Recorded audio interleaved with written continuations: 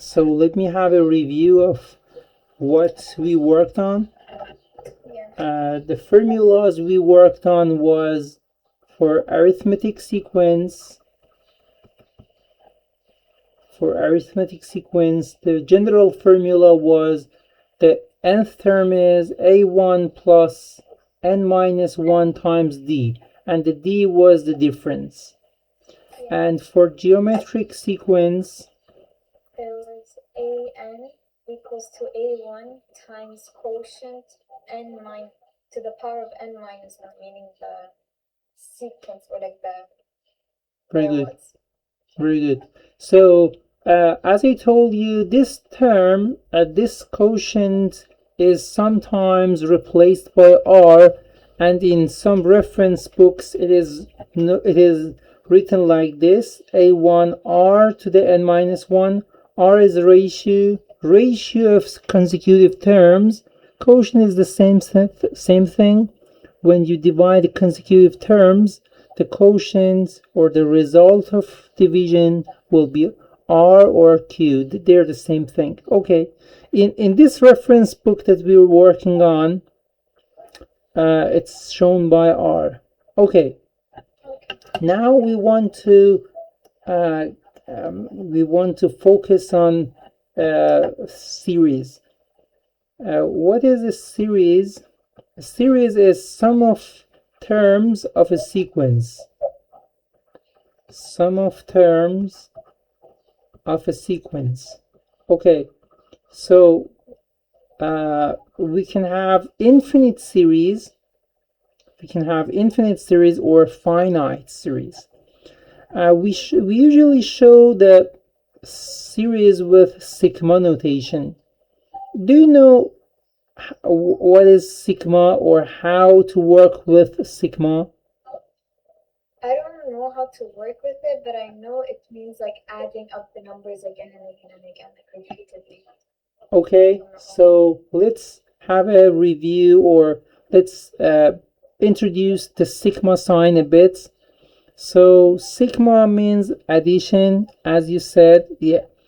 So here we have sigma ai. The index is I. It says I goes from 1 to 10. The lower bound is 1, the upper bound is 10.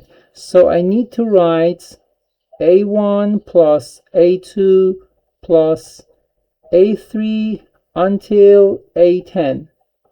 So every time this index is replaced by one of these numbers, one at a time, the positive integers. So what about this one? For example, sigma tj, when j goes from 2 to 4. Can you tell me what should I write here? Is it like T1 plus T2 plus T3 plus T4? Why T1? Because the index starts from 2 until 4. Pay attention. This is the lower bound. This is the upper bound. So every time you need to replace j by one of these terms. Okay, so T2 plus T3 plus T4. Why? I finished here because I've reached the end of the counter. This is the upper bound.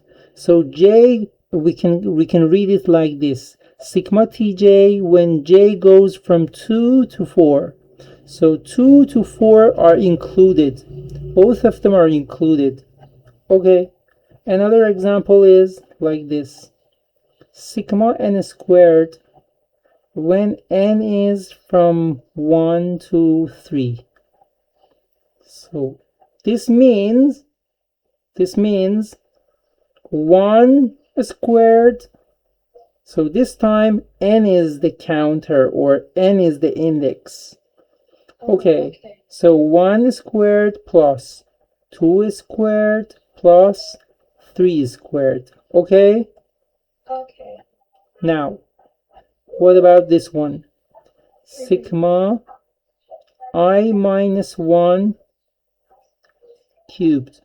I starts from 2 to 5. Okay, so it would be 2 minus 1, which would be 1 cubed. 1 plus, cubed. Uh, 2 cubed, 3 cubed, 4 cubed. 3 cubed plus 4 cubed. Very good. Until 4 it ends, because the upper bound